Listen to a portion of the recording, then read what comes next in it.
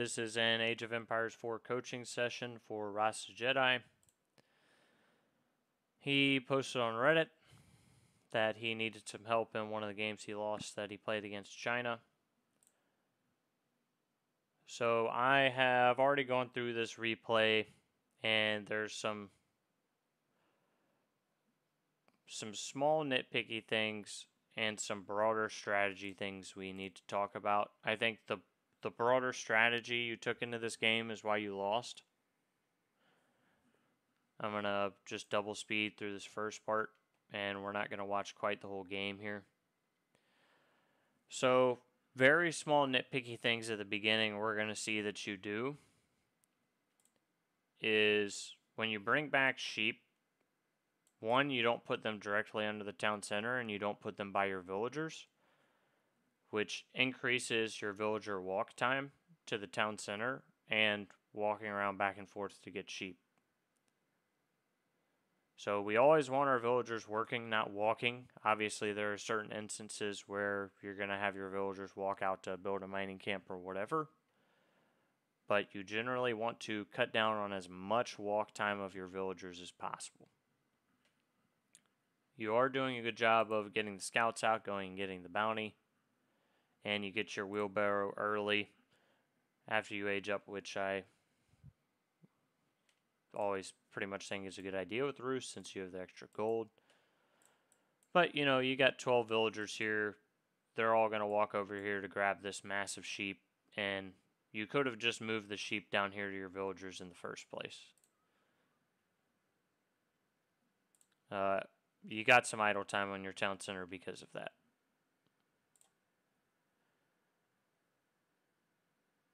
So another nitpicky thing we're looking at nitpicky things at the beginning is when you build your landmark, since you're going for a second town center, just go ahead and shift queue up the mining camp with these villagers so they don't idle when it finishes.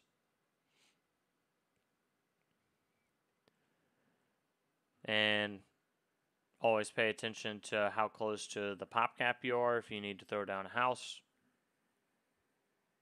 Happens to the best of us, but just something we always want to keep an eye on.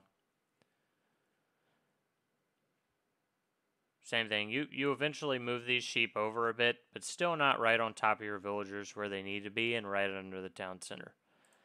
And when I'm talking right under the town center, I mean moving this sheep to basically where this gate is. So your villager kills the sheep, harvest, and when your villager harvests, they don't even stand up to deposit the food. It just deposits. And I first realized way back people were doing that because I was wondering how people were aging up faster than me. And the reason was my villagers were walking from out here to bring food to the town center from sheep, and they had their sheep basically inside the town center. So it's a small nitpicky thing, but we'll get you a lot more food. So general broad strategy here, you're going 2 TC against China, which is fine. I assume you probably go 2 TC with Roost most of the time you play.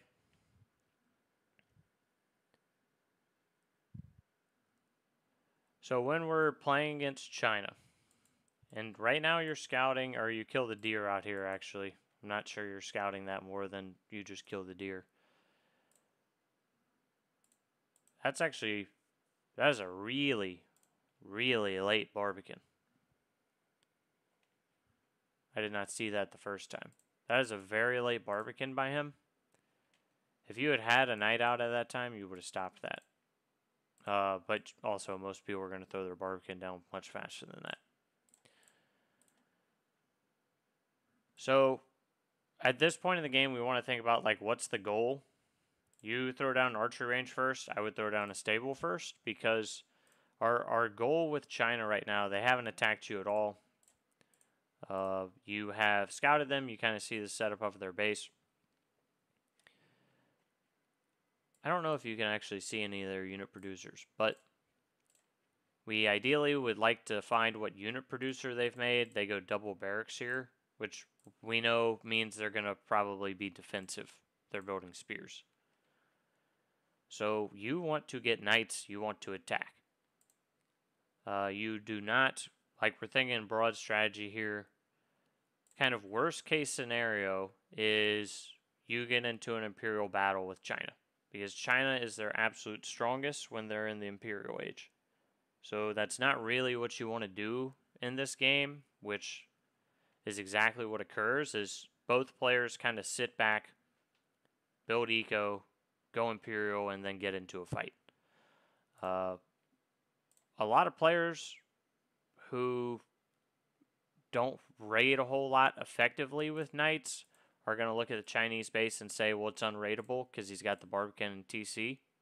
The thing with China is they're going to have to move out onto the map for food. They eat through their food very quickly.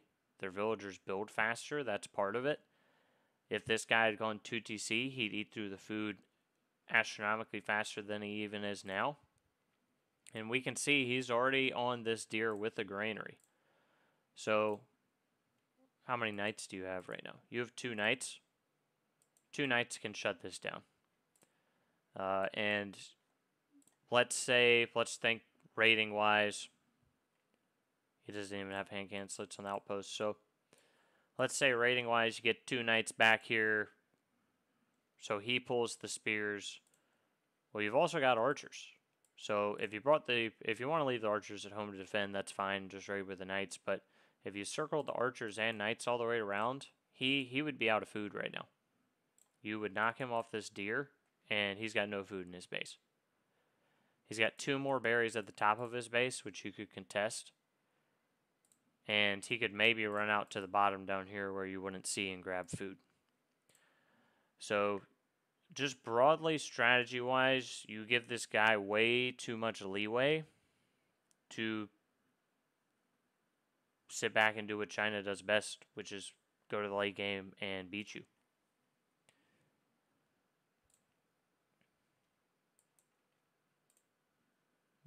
Again, if I were you, I would have more knights out here on the field to raid.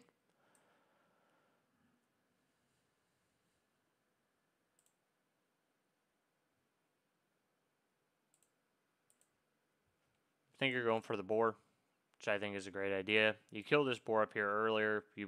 As soon as you killed that boar, since China's not been attacking you, you probably should have just started harvesting it for food.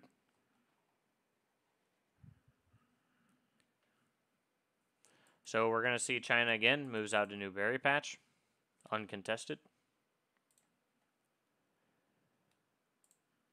And when I'm looking at this game, I'm not paying a whole lot of attention to what you're doing here, mostly because I think this game could have been won by you attacking. If you have units, you should attack with them. If you have a bunch of units and you're not attacking,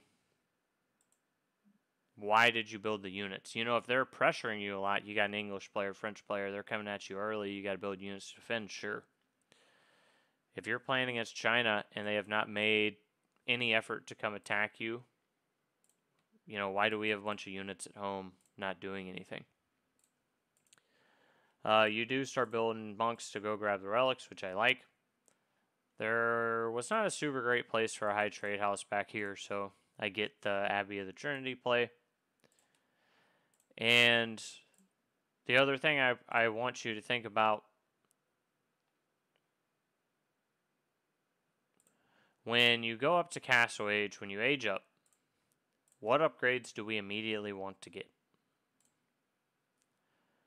So if I were you, I'm building knights. I wouldn't queue another knight. I would just get the early knight to knight upgrade.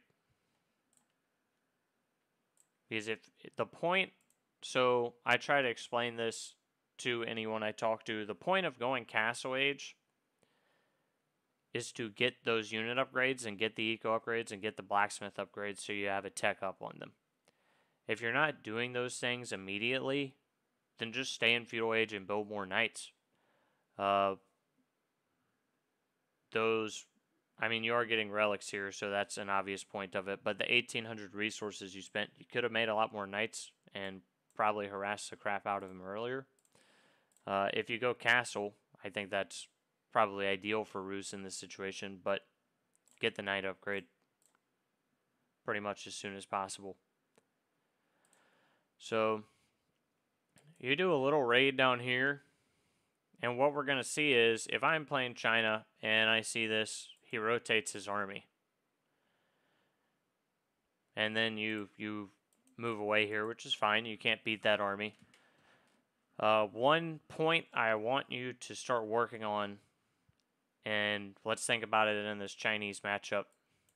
You attack this wall. China moves his entire army down here, which means the rest of his base is completely undefended. You have 5 knights at home. So I would like to see you, if you're not going for, well, really even if you're going for a full-on attack, leak 1 or 2 knights around the other side of the enemy base, especially, you know, if they're walled, that's not going to work as well. But he's totally unwalled up here, which I think, I'm not sure that you have scouted that. You haven't scouted that he's back here or on these berries, so maybe we need to use our 3 scouts that we have a bit better. You've got 3 of them, so you could keep 1 scout circling around in the back of his base, 1 with your army. If you split up into 2, 1 with each of your split armies. But yeah, if you attack the bottom like this, try to work on leaking just a couple knights out onto the top, because he's going to pull his army down here to deal with what's at the wooden wall. And you kind of just go home after this, which I think is a little disappointing. I would like to see you keep up the pressure here. He's got his army right here defending this wall, so keep attacking.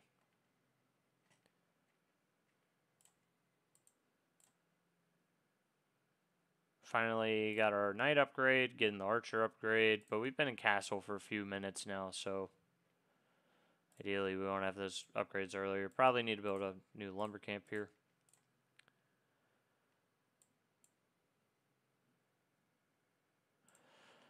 Yeah, you've got 1,000 food and 700 gold, so you're floating a pretty solid amount of resources.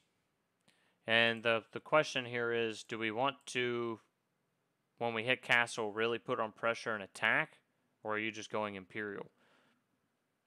Which in this game, you really just go Imperial. Not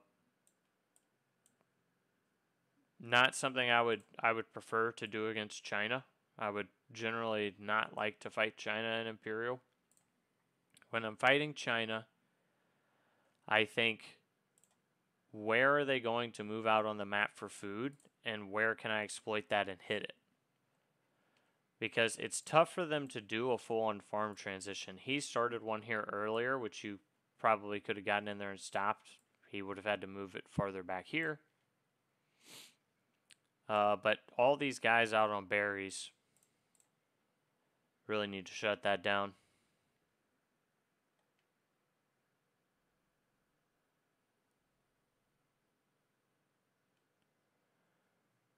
He gets out. So he should have built a second town center earlier, since you weren't attacking him like much earlier. He gets out here and builds a second town center uncontested. And I don't think this ever really gets contested, even once he builds it. So again, let's see what the ego counts are at. You're at 79. He's at 65. So you've got more ego than him right now. He's eventually going to outscale you once he gets the second TC up and he's in Imperial, because he's China. I mean, Rus is solid in Imperial, but probably not as good as China. So broadly, strategy-wise, how could you have won this game? You could have attacked much earlier, especially since China was out on this deer and then farm transitioned and did not have walls. So if you had been attacking, you would have had more map control. China may have been forced to build palisades far out on the map. And if they do that, you do something similar to what you did earlier, which was you attack this palisade. They have to pull guys. Then you attack the palisade up here at the same time. And they have to either split their army or move their army back and forth.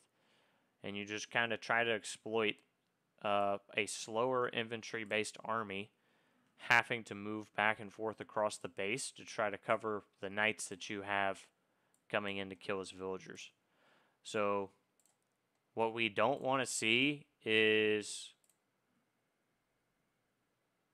being 16, probably 18, 20 minutes into the game and we haven't killed or idled a single Chinese villager. In my mind, that is a recipe for losing the game. Even though you are leading him in eco right now, you should be in a better spot. We're just not making the units to capitalize on that, and we've allowed him to build a second town center and start outscaling us. So he can build villagers faster than you. So I will leave key takeaways in the description of this video. But I do think the key takeaways are a little bit of efficiency at the beginning with some small nitpicky things with sheep and reducing villager walk time, villager idle time. Just cleaning up your build a bit there will get you aged up faster and your second TC up faster. And general strategy against China, can't speak for your other games, but in this game here, is we have not attacked the opponent. You burn down that one wood wall, but our destroyed value, basically 17 minutes in the game, is 220. So you have not killed a single villager, and you've got a army value of 6,000. So if you build up the army, you want to use it. And when you age up to castle, you want to get your unit upgrades. And same thing, later in this match, which I have not gotten to him, and I will speed to this part. You age up to Imperial, you do not get your Imperial upgrades, and then you take a fight in the Chinese base. So again, if you age up, we want to think about what's the purpose of aging up, what upgrades are we going to immediately get for our units. If we don't do that, then I always want you to ask yourself, why did I age up? If I'm not getting the Imperial upgrades when I age up, why did I go to Imperial?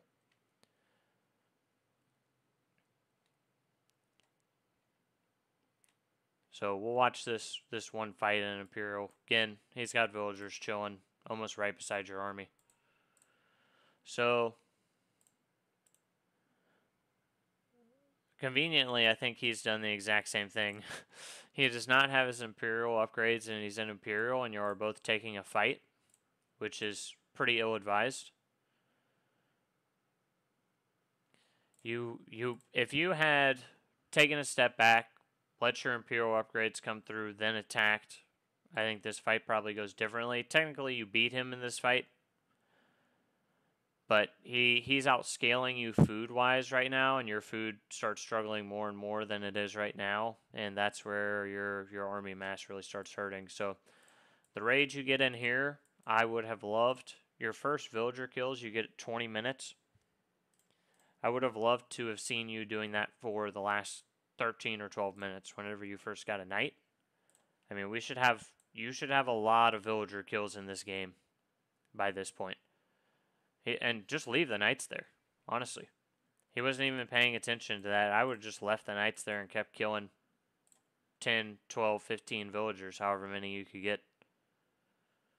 So, second thing, if you hit Imperial, you're using Springles to kill enemy siege, you have got to get roller shutter triggers. Like, immediately. The increased tile and attack speed increase is absolutely huge in Imperial. That's how you win siege fights. And if we look at your economy, you've got 3,700 gold. So, roller shutter triggers, greased axles. And I think we need a whole lot more production here. Honestly, now that I'm looking at it. You cannot survive. Yeah, you cannot live off having one unit producer of each in Imperial. I know you're building more here right now. That's not good. If you're going to make a lot of knights, I mean, you should have like 10 stables and just be churning out knights. Same with ranges and barracks. You want a lot of unit producers back here.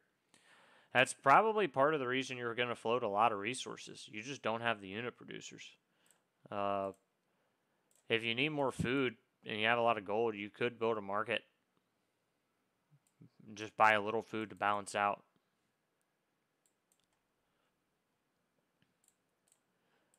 Yeah, again, if we're going to make a lot of mangoes, you've got a lot of gold. Just get the mango upgrade.